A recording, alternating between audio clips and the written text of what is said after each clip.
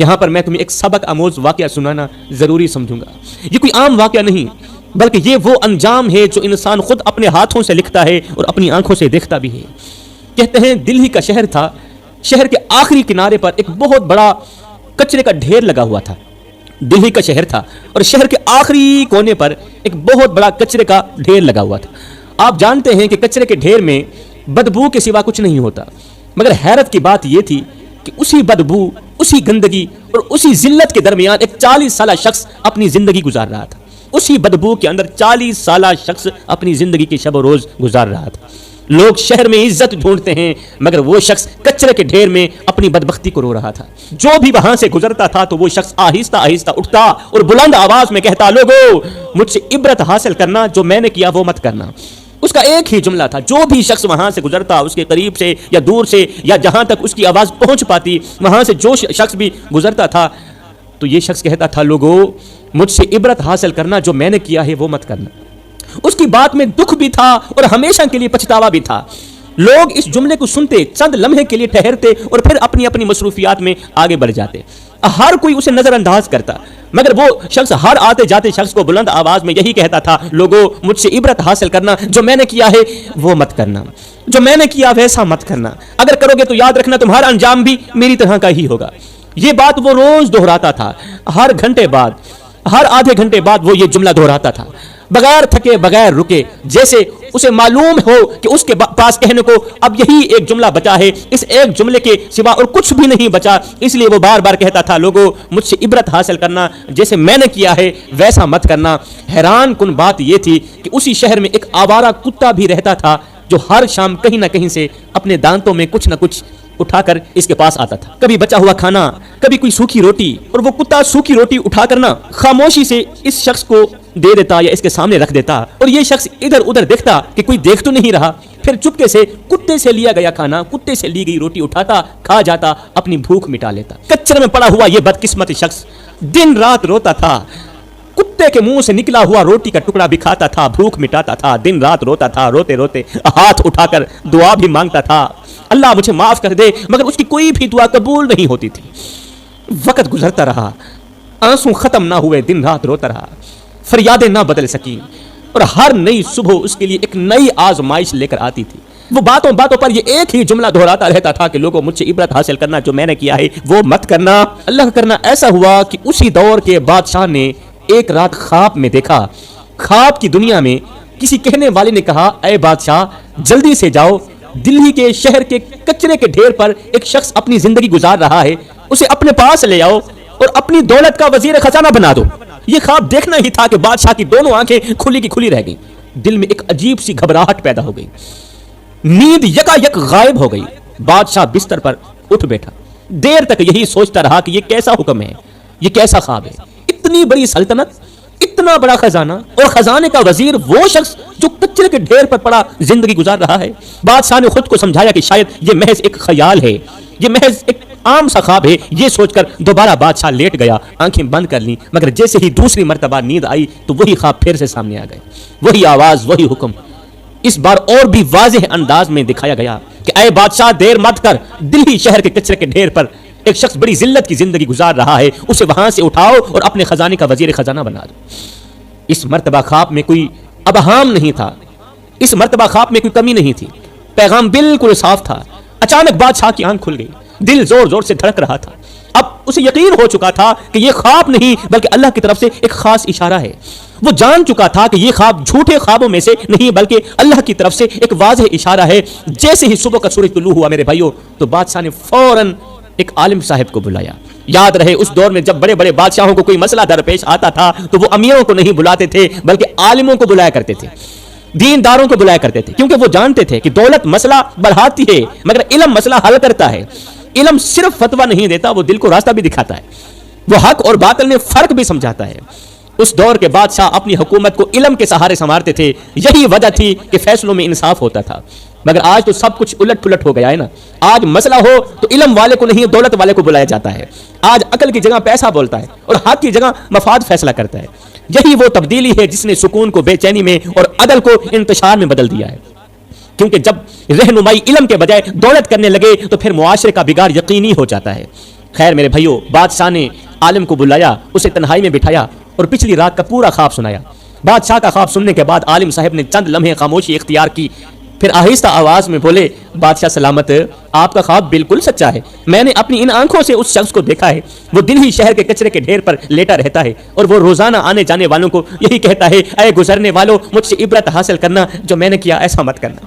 یہ سن کر بادشاہ کے دل میں ایک عجیب سی کپکپاہٹ دوڑ گئی، جیسے حقیقت نے خواب کا ہاتھ تھام لیا ہو۔ بادشاہ نے گہری سانس لی اور کہا، اگر یہ خواب سچا ہے تو پھر دیر نہیں کرنی چاہیے، آج رات تیاری کر لو، ہم دونوں چلیں گے، اس شخص کو وہاں سے اٹھا کر شاہی محل میں لے کے آئیں گے، پھر اس کی حقیقت سے آگاہ ہوں گے، اس سے اس کی کہانی سنیں گے۔ سب سے پہلے تو اس کی عبرتناک کہانی سنیں گے، پھر اسے شاہی خزانے کا وزیر بنا دیں گے۔ میرے محترم بھائیو، یاد رکھنا، بادشاہوں کو فقیر اور فقیروں کو بادشاہ بنانا یہ صرف اللہ کے ہاتھ میں ہے۔ اللہ جب چاہتا ہے تو کچرے میں پڑے انسان کو عزت کے تخت پر بٹھا دیتا ہے، اور جب چاہتا ہے تو تخت پر بیٹھے انسان کو عبرت کی مثال بھی بنا دیتا ہے۔ یہ دنیا محنت سے نہیں، حکم الہی سے پلٹتی ہے۔ نہ مال ہمیشہ ساتھ دیتا ہے، نہ طاقت ہمیشہ قائم رہتی ہے، اصل طاقت وہی ہے جو اوپر سے عطا ہوتی ہے۔ خیر، رات کے وقت بادشاہ اپنے 2 سپاہیوں کو ساتھ لے کر اور ایک عالم صاحب کو ہمراہ کر کے شاہی محل سے نکلا اور دلہی کی طرف چل پڑا۔ وہ سوچ رہا تھا کہ جس شخص کو اللہ نے خواب کے ذریعے بلایا ہے وہ کیسا ہوگا۔ عالم صاحب خاموش تھے اور بادشاہ ہر قدم پر یہ سوچ رہا تھا کہ یہ سفر تخت کا نہیں بلکہ تقدیر کا سفر ہے۔ جب وہ کچرے کے ڈھیر کے قریب پہنچے تو بدبو اور تاریکی نے ان کا راستہ روک لیا۔ پھر عالم صاحب آگے بڑھے۔ عالم صاحب نے آگے بڑھ کر کہا، بادشاہ سلامت، یہی وہ جگہ ہے جہاں وہ شخص رہتا ہے۔ تھوڑی ہی دیر میں بادشاہ اور عالم صاحب نے دیکھا کہ ایک شخص زمین پر پڑا ہے، جیسے اسے کسی کے آنے کی امید ہی نہ ہو۔ بادشاہ نے قریب جا کر جب غور کیا، دیکھا تو اس کے دل میں ایک عجیب سی کیفیت پیدا ہو گئی، کیونکہ یہی وہ چہرہ تھا جو خواب میں دکھایا گیا تھا۔ یہاں ایک بات صاف ہو گئی ہے میرے محترم بھائیو، کہ اللہ جب کسی کو اٹھانے کا فیصلہ کر لیتا ہے تو بادشاہ خود چل کر اس کے دروازے تک آتا ہے۔ یہ اللہ ہی جانتا ہے کہ اس کے ساتھ آگے کیا ہونے والا ہے، کون کہاں سے اٹھایا جائے گا اور کہاں بٹھایا جائے گا، مگر اس حکمت کو ہر بندہ نہیں سمجھ سکتا۔ خیر، بادشاہ کی سپاہیوں نے کچرے میں پڑے ہوئے اس بدقسمت انسان کو اٹھایا، بادشاہ کے حکم سے اسے نہلوایا گیا اور پھر بادشاہ اور عالم کے سامنے اسے تنہائی میں بٹھایا گیا۔ بادشاہ نے آہستہ لہجے میں پوچھا، اے بندے، بتا کہ آخر تو نے ایسا کیا کیا تھا کہ تو عبرت کا نشان بن گیا۔ یہ سننا تھا کہ وہ شخص چیخ پڑا، روتی ہوئی آواز میں کہنے لگا، اور میری کہانی سننے والوں، اگر کسی نے دنیا کا سب سے بڑا بدقسمت انسان دیکھنا ہو تو وہ میرے جیسے انسان کو دیکھ لے۔ کہنے لگا، ایک وقت تھا کہ میں بہت بڑا حسین و جمیل نوجوان تھا، جو بھی مجھے ایک بار دیکھتا وہ بار بار دیکھنے کی کوشش کرتا، مگر میں شراب کا عادی تھا، دن رات نشے میں ڈوبا ہوا رہتا تھا، ہوش اور حد دونوں کھو چکا تھا۔ ایک رات میرے دروازے پر کسی نے دستک دی، میں نشے میں لڑکھڑاتا ہوا اٹھا، دروازہ کھولا تو باہر ایک حسین و جمیل عورت کھڑی تھی، خوبصورت عورت کھڑی تھی، مگر اس کے چہرے پر بھوک کے آثار دکھائی دے رہے تھے۔ میں نے پوچھا، کیسے آنا ہوا؟ اس نے لرزتی آواز میں کہا، میرے بچے 3 دن سے بھوکے ہیں، موت کے قریب ہیں، میں اللہ کے نام پر فریاد لے کر آئی ہوں، میں اللہ کے نام پر فریاد لے کر آئی ہوں، کھانے کو کچھ مل جائے۔